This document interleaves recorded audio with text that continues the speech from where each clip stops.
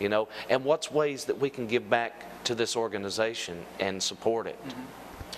Well, there's many different ways. Okay. The first, of course, is monetarily. Right. And on our website, christianapp.org,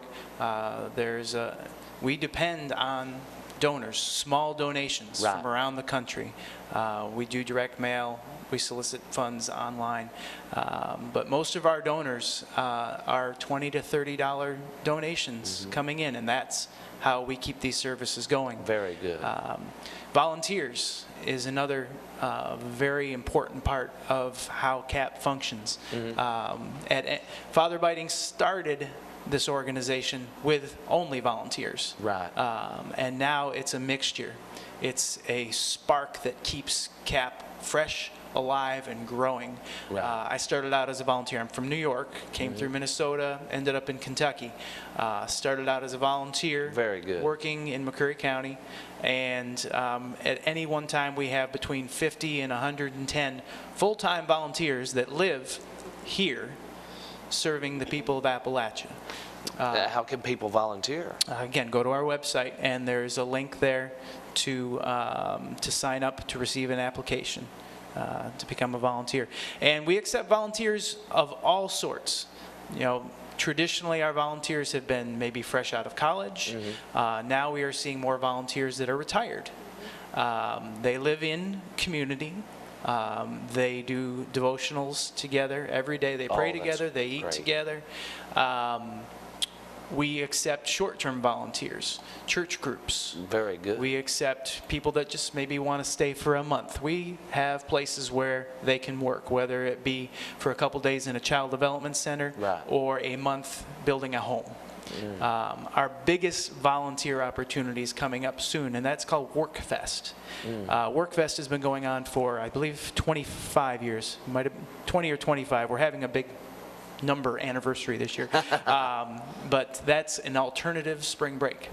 And college kids from all over the country come and stay and blitz a county doing home repairs and building new houses. Very good. And that's coming up every March. It's coming up soon in March.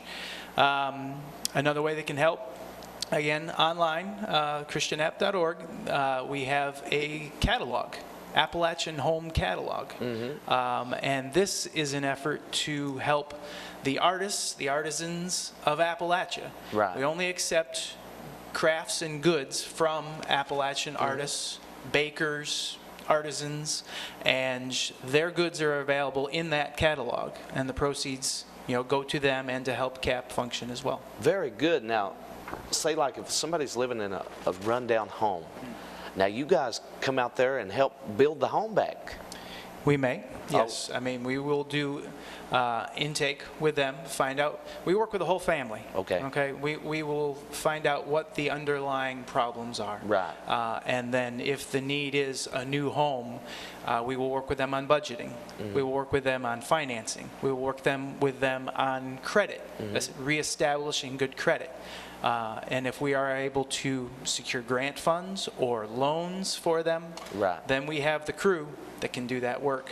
And we also, one thing we ask is either paybacks as far as, you know, not the entire amount, but monetarily paybacks or sweat equity, having them work with us to make those repairs. What about families that are in desperate need, like, you know, their heat's cut off and they have no way to pay it? Sure. You know, electric bills and things like that. We do that too. That's with our family advocacy program. Very great.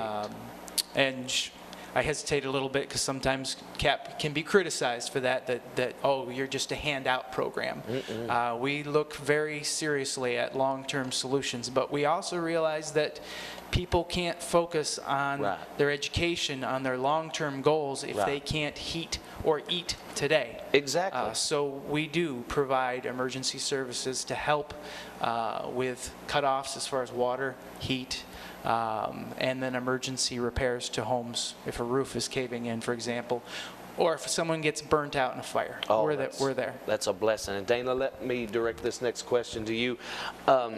In all of your experiences going to the courts and things like that, I'm sure that you see people that's distraught and they're looking for a friend or somebody, a helping hand.